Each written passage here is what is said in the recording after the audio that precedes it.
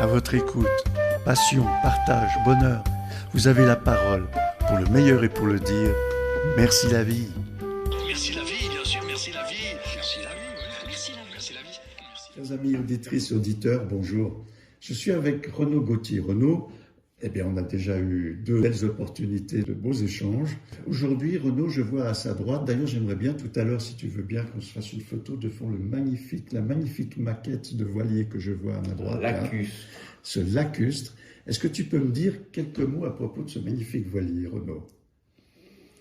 Alors, c'est une maquette d'un lacustre, le 13, qui a été construit en 1942, ici en Suisse, et que j'ai possédé pendant un certain nombre d'années avec, entre autres, un ami commun qui est Olivier. Oui. Et nous avons fait beaucoup de voiles sur le lac, sur ce beau bateau, et je l'ai donné à des jeunes après le décès d'Olivier. Alors, il est là parce que c'est des copains avec qui j'ai fait beaucoup de voiles qui m'avaient offert, cette maquette il y a de ça, je sais pas, une dizaine d'années, je crois. On avait déjà décrété quelque part qu'on allait parler de voile, hein, parce que la fois passée, on a parlé un peu de l'Afrique. Je pense que tu n'y es pas allé en vélo, je ne sais pas si tu es allé à la voile ou pas. Aussi. Mais toujours est-il que la voile, chez toi, c'est quelque chose d'assez important, je crois, dans ta vie. Et puis, ça l'a été aussi, si j'ai bien compris, pour un certain nombre de jeunes qui ont été baroudés un petit peu avec toi sur ces navires. Peux-tu me parler d'abord de la coquille, de quelle coquille c'était, où vous êtes allé et dans quelles conditions? Alors, pour ce faire, il faut remonter, en gros, au début des années 70, avec l'apparition à Genève, comme un peu partout ailleurs, des premiers problèmes liés à la toxicomanie. C'est ouvert à Genève, à la rue Lyotard. Il y avait une petite villa qui s'appelle le centre de la rue Lyotard, qui était un lieu d'accueil pour les toxicomanes de l'époque. Alors je précise qu'à cette époque-là, la toxicomanie, c'était essentiellement le hashish, la marijuana et un peu d'opium, et quasiment pas les drogues qu'on trouve actuellement. Mais c'est toute l'époque, dirais-je, post 68 ans. Oui, Flower Power, etc. Et tout. Okay. C'était le retour des gens qui revenaient d'Afghanistan, etc. Et tout. Et c'était la prise de conscience qu'il y avait un problème qui se posait à Genève. Alors, ce centre de la rue de Terre était l'un des premiers centres qui a eu lieu en Suisse, en tout cas à Genève. Il y en avait un autre à Lausanne, c'était le centre du Levant, et qui s'occupait de toxicomanie. Donc j'ai été amené à m'occuper, cette question m'intéressait, donc je me suis un peu greffé sur ce projet avec d'autres, avec entre autres le professeur Christian Nils Robert, qui était à l'époque le directeur de la protection de la jeunesse. Ces problèmes de toxicomanie. J'ai, grâce à ça, participé à une délégation suisse à l'UNESCO, milieu des années 70, etc. Et tout, sur une grande conférence qui avait eu lieu sur la toxicomanie. Donc j'ai toujours continué à m'occuper un peu de la toxicomanie avant de m'occuper des problèmes du sida plus tard. L'un des voyages que j'ai fait en bateau, effectivement, s'est fait avec deux toxicomanes, dont l'un est un personnage actuellement tout à fait connu à Genève. Et je les ai emmenés des Baléares jusqu'en Gambie et retour pendant à peu près 5 mois sur un bateau à voile en acier de 15 mètres qui s'appelait le Taharqa. C'est plus qu'une coquille, donc. Ça. Oui. Dans l'idée qu'ils arrêtent de fumer un peu trop. Mais je crois surtout dans l'idée ce qui m'a beaucoup frappé à l'époque, ce qui m'a toujours frappé encore maintenant, qu'ils se créent des souvenirs. D'ailleurs, l'un des deux, quand on est revenu ici, il a dévancé l'appel, fait son service militaire, fait son école de sous-officier. Je pense parce qu'il s'était créé une histoire, des souvenirs. Et l'autre qui a retrouvé un cheminement, entre guillemets, avec beaucoup de guillemets, normal. Donc oui, c'était une chouette expérience. Se trouvait d'ailleurs sur le bateau un ami que nous avons en commun, qui est Olivier, que j'avais réquisitionné pour faire partie de l'équipage. Et c'était une expérience tout à fait fascinante, qui venait pour moi juste après le fait que j'ai participé à une grande course de bateaux qui s'appelait le Triangle Atlantique, qui faisait Saint-Malo, Cape Town, Rio de Janeiro et Rio de Janeiro, Southampton. Donc oui, j'ai passé à peu près 2 ans et demi, presque 3, à faire des courses de voile, de l'école de voile et cette croisière avec des toxicomanes. Là, tu es, toi, je le sais, un addict de la vie. Tu te retrouves avec des gens avec qui tu aimerais bien leur démontrer qu'on peut faire mieux que ce que là où ils en étaient. Je pense qu'au départ, ils t'ont cru, autrement ils ne seraient pas montés avec toi sur ce navire. Je ne suis pas tout à fait sûr qu'ils aient eu totalement le choix. Je crois que, en tout cas dans l'un des cas, c'est le père de ces garçons qui lui avait fait très clairement comprendre qu'il n'avait pas le choix. D'accord. Alors il a respecté un peu au départ, mais je crois qu'il s'en est très bien trouvé. Ils étaient déjà majeurs ou pas? Oui, il doit avoir 18-19 ans. De ton côté, est-ce que tu étais vraiment préparé à faire ce voyage ou tu sais quelque chose que tu t'es dit, bon, je verrai bien dans le développement de ce qui va se passer, je fais confiance au processus. Quel cadre tu t'étais proposé de leur donner? Parce que c'est ambitieux quand même. Un grand marin a dit avec beaucoup de justesse, la mer est une maîtresse exigeante. Donc on ne fait pas ce genre de choses si on n'est pas bien préparé. La mer ne pardonne pas. Donc il faut savoir ce qu'on fait, il faut savoir quand le faire et comment le faire. Et il faut être toujours très respectueux des éléments. Ça c'est quelque chose qui s'apprend, c'est pas... actuellement, on vit dans un monde où tout est possible. On s'achète un bateau, on traverse le lac, etc. Et tout. Chaque année, il y a des gens qui décèdent. Mais la voile au Turières, c'est quelque chose dans lequel il faut de l'apprentissage, de l'humilité et du respect. Il y a eu une préparation avec ces jeunes avant le départ? Pas du tout. Pas du tout. Non. Donc voilà. Non, mais ils étaient encadrés. Ce que je veux dire, c'est que les deux sont venus... on était 4, 3 en plus de moi, plus ces 2 jeunes-là. Et non, ils ne savaient pas ce vers quoi ils allaient. Je leur ai dit, vous devez prendre ça, ça, ça et ça. Donc ils ont peut-être pu, je ne sais pas, s'enseigner un peu, mais ils n'avaient aucune connaissance de la voile. Relation humaine sur un bateau, c'est que ce n'est pas forcément simple. Tout le monde a appris un peu de tout le monde.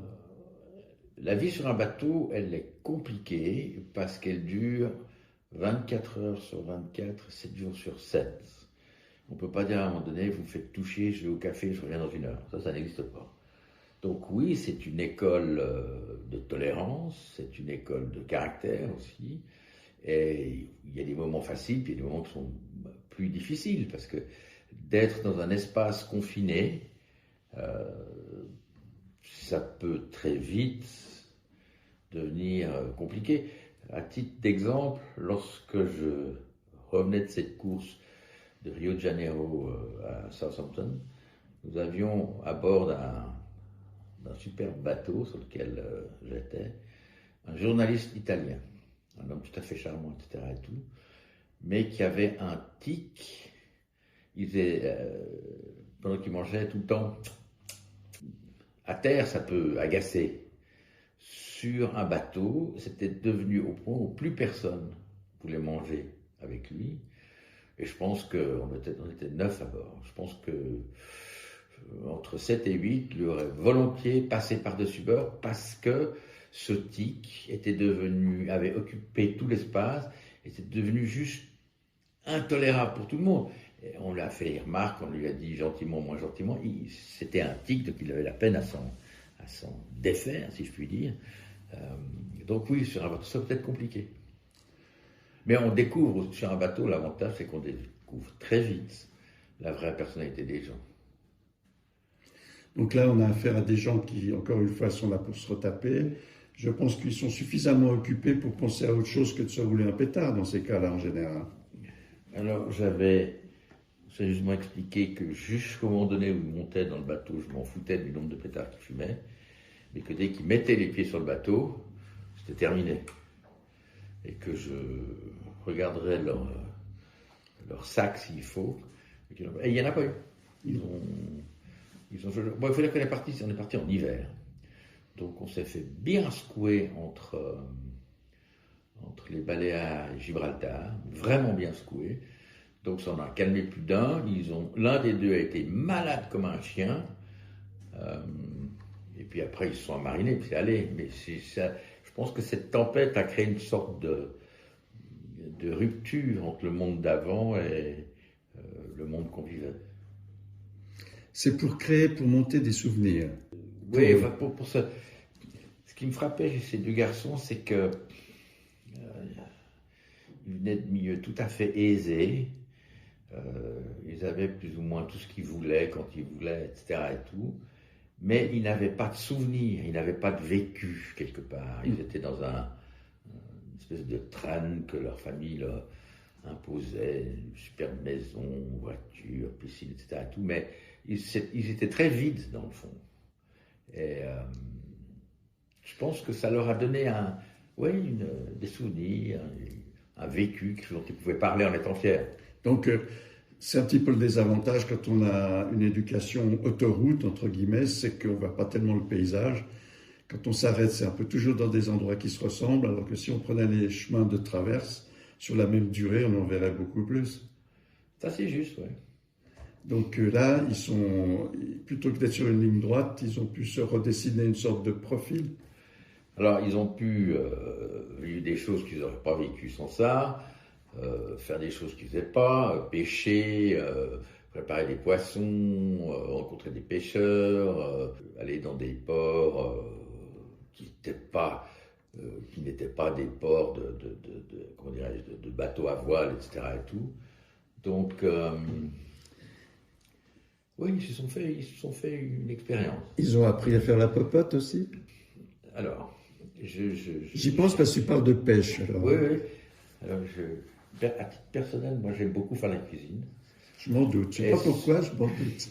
Et sur tous les bateaux sur lesquels j'étais, et je m'approprie assez généralement la cuisine, suivant le vieux principe qu'un bateau qui mange bien est un bateau qui va un demi-nœud plus vite que les autres.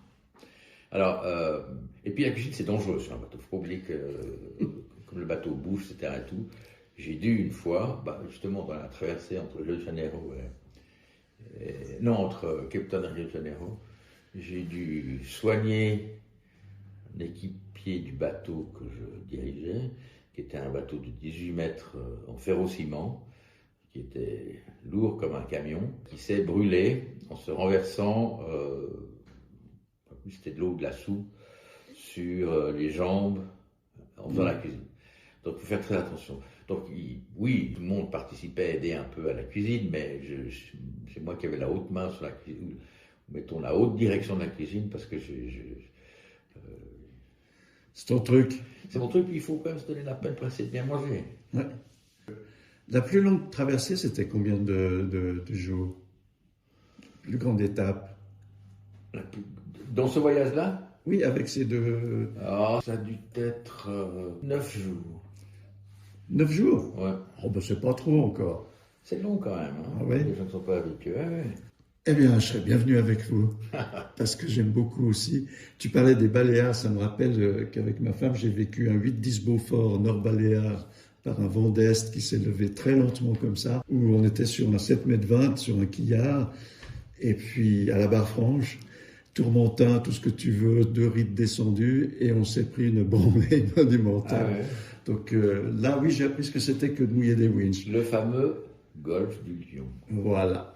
Donc on en a pris plein les mirettes. Et enfin voilà, c'est juste un aparté, c'est pour te dire que je suis très sensible à ce petit voyage qu'on s'offre là maintenant dans ton salon.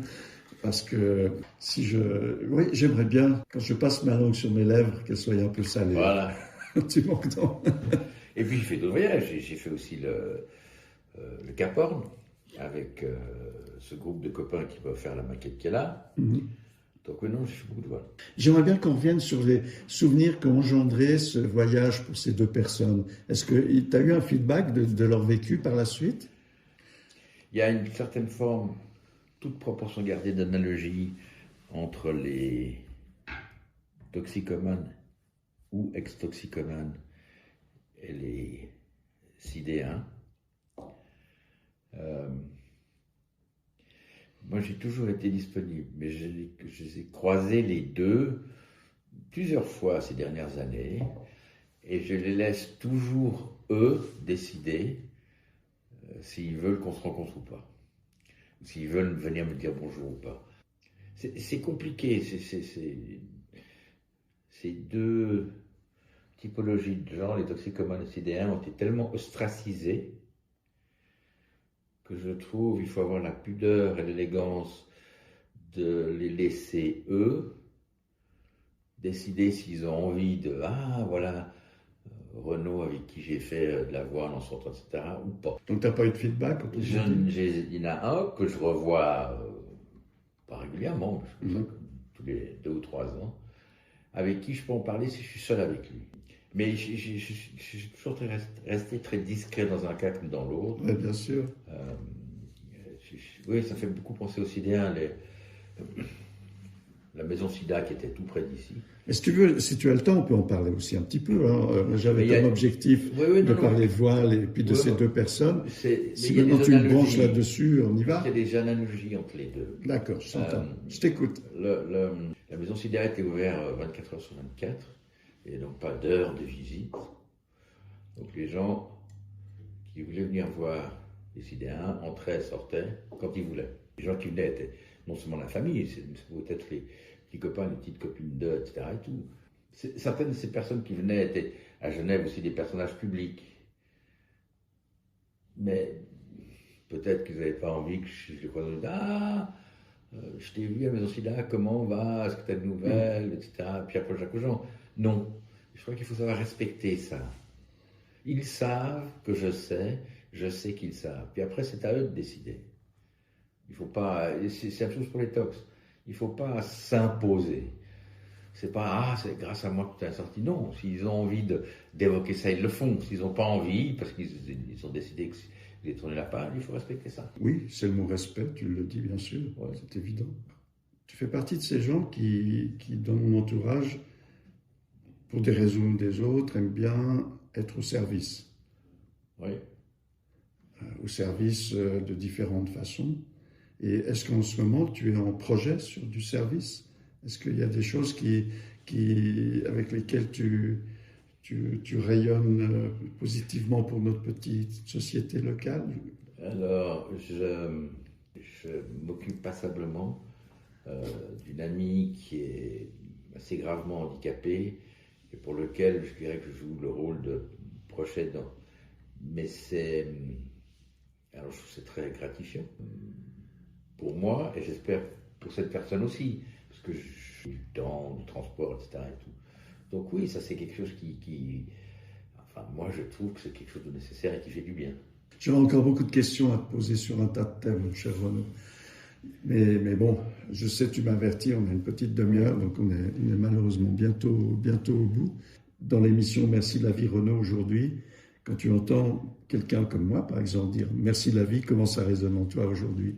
C'est la deuxième fois que tu me poses la question. Eh oui, je la pose chaque fois. Oui, merci la vie. Même si elle n'est pas toujours rose et facile, mais oui, merci la vie. On a du bol, hein? Absolument.